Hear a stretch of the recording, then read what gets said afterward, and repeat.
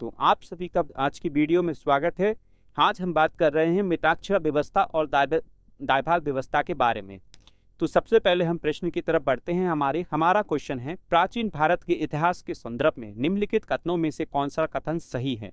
पहला, मिताक्षरा ऊंची जाति की सिविल विधि थी और दायभाग निम्न जाति की सिविल विधि थी। दूसरा, मिताक्षरा व्यवस्था में पुत्र अपने पिता के जीवन काल में ही संपत्ति का दावा कर सकते थे, जबकि दायभाग व्यवस्था में पिता मृत्यु के उपरांत ही संपत्ति पर दावा कर सकते थे। तीसरा, मिताक्षरा व्यवस्था किसी परिवार में केवल पुरुष सदस्यों की संपत्ति संबंधी मामलों पर विचार करती थी, जबकि दायभाग व्यवस्था किसी परिवार के पुरुष एवं महिला सदस्य दोनों की संपत्ति मामलों पर विचार करती थी। अब हम जानते हैं कि इन कथनों में से कौन सा कथन सही है और कौन सा कथन गलत।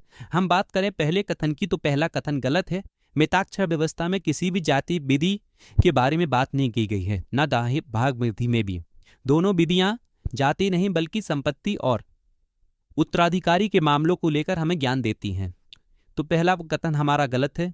बात करें दूसरे कथन की, तो दूसरा कथन सही है, क्योंकि मिताक्षरा व्यवस्था पिता के जीवन काल में ही पुत्र अपनी संपत्ति का दावा कर सकता था, लेकिन दायभाग व्यवस्था में इसके विपरीत था।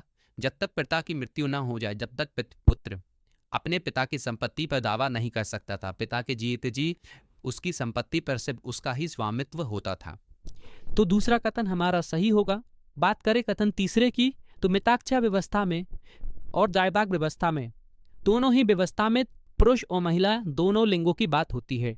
ऐसा नहीं है कि किसी एक व्यवस्था में सिर्फ एक लिंग की बात हो रही हो या एक ही पुरुष या महिलाओं की बात हो रही हो। बात दोनों की हुई है, इसलिए तीसरा कथन भी हमारा गलत है।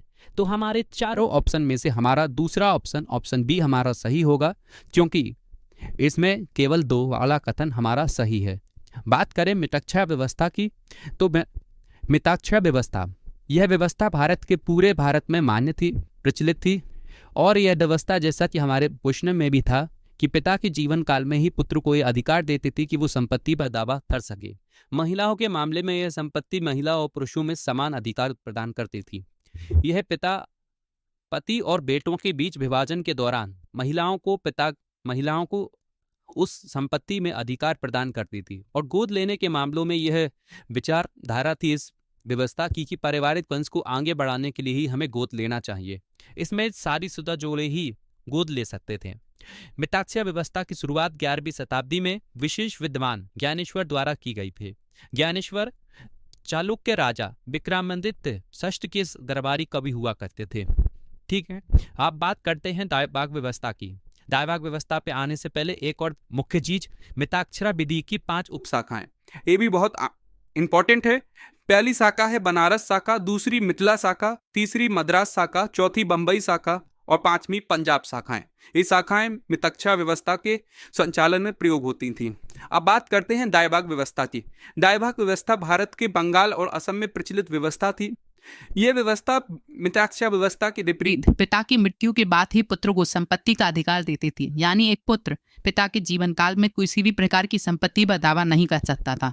पिता की जीवन काल के दौरान उसकी पूरी संपत्ति उसकी ही होती है, यानी पिता के पास ही उसका पूर्ण स्वामित्व होता है।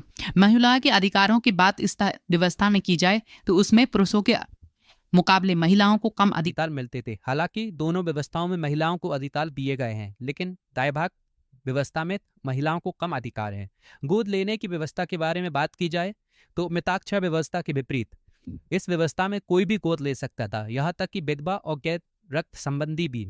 इसमें विवाह होना आवश्यक नहीं होता। दायभाग व्यवस्था के रचयिता जी नृत्यवाहन थे। हमारी वीडियो देखने के लिए आप सभी का धन्यवाद।